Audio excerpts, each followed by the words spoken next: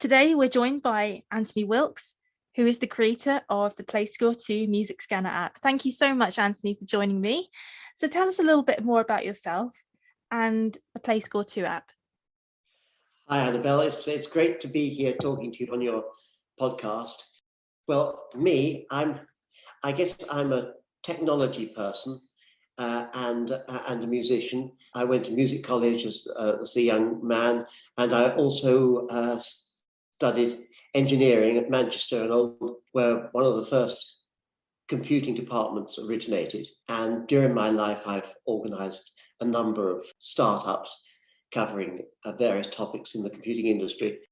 Around the time of the beginning of the whole optical music recognition thing that I was involved in, that's, I guess, around 2005. I felt that what I wanted to do next was something to do with music as well as computers. And I looked around and to see what opportunities there might be.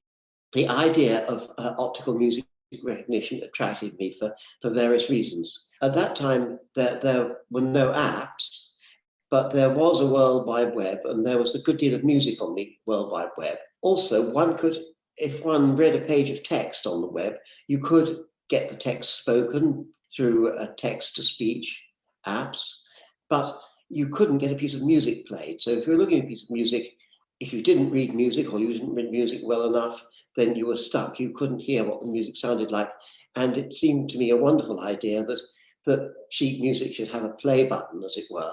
And I saw it at that time, one of the opportunities, as adding that functionality to the World Wide Web in general. Another aspect, another part of the opportunity was that I felt that optical music recognition was something that musical technology had to have. It was, if you like, the opposite of printing music. Music, the fundamental form of music, of all music, is printed Western notation, if it's Western music. And no matter what formats might be invented for transferring music electronically, the primary thing is always the visual form.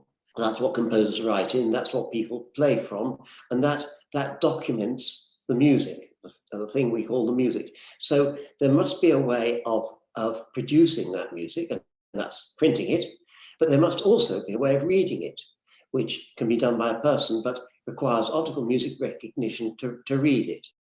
With that realization of the fundamental character of this technology, I started experimenting with creating an optical recognition program. That process took many years, and during that time, a lot happened in the computer industry, in particular, smartphones and apps.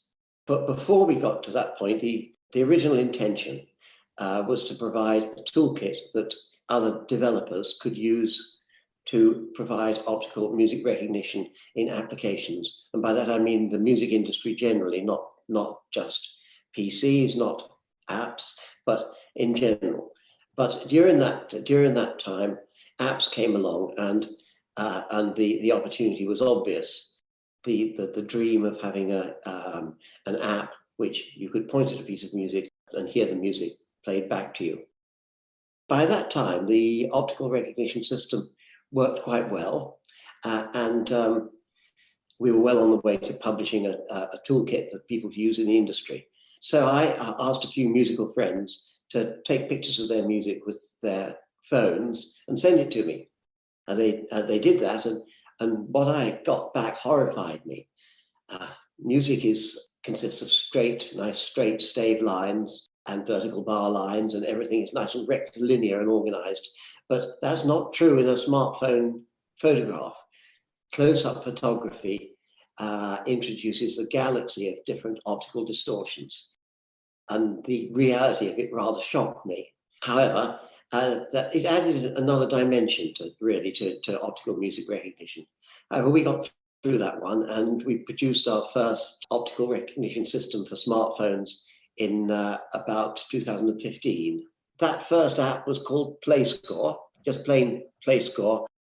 That's not available anymore. It's been superseded. We call it PlayScore Classic now. It was a very, very primitive app, black screen and 2 buttons, and it would play 1 page of music. It was very remarkable, but it was really just a toy. It wasn't very useful for anything other than perhaps just listening to a page of music. And that was very apparent to us, and it was apparent to the comments of users and its reception in the industry generally.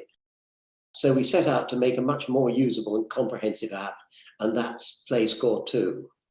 And PlayScore 2 can really do anything, more or less anything you would want to do with optical music recognition. I wanted to ask you about the connection that you have between music and engineering, because that's quite an interesting combination. So why did you decide to combine the two? Well, I come from a computing family. My father was one of the early computer pioneers, and I grew up in the period when computers were first starting to be developed in the 50s.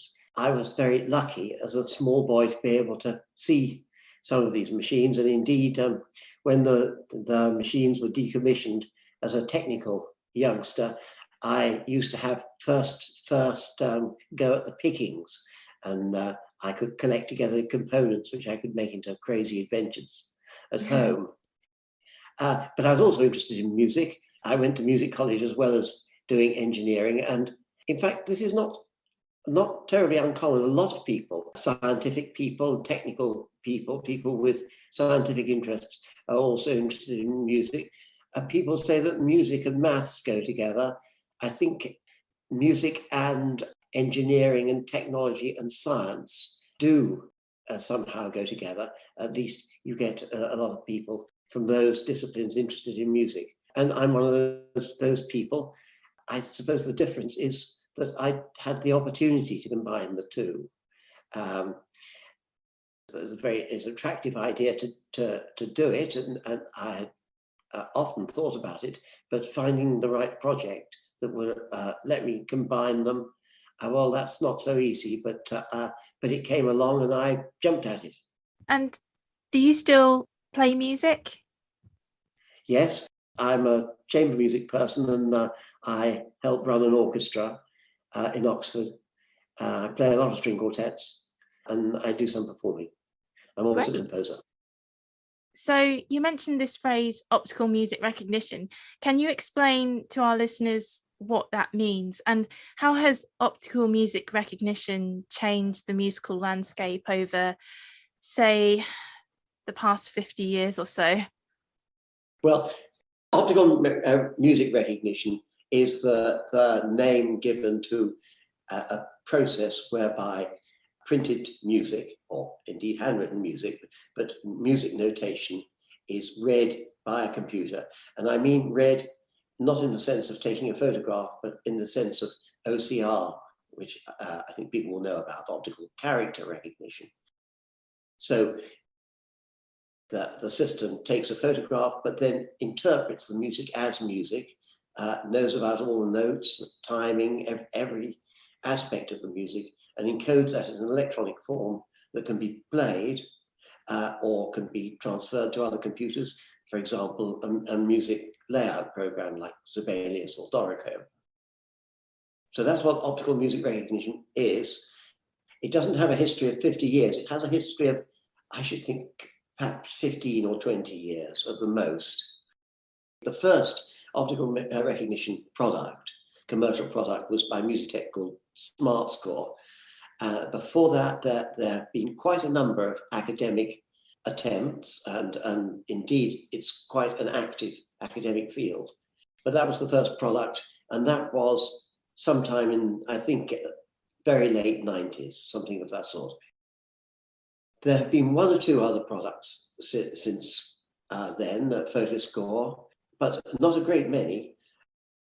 And they've all been for PCs and Macs, for desktop machines, and they've been big, serious applications and aimed really at the professional music market. People who understand music very well, understand computers pretty well, and are interested in arranging and composing at a fairly professional level.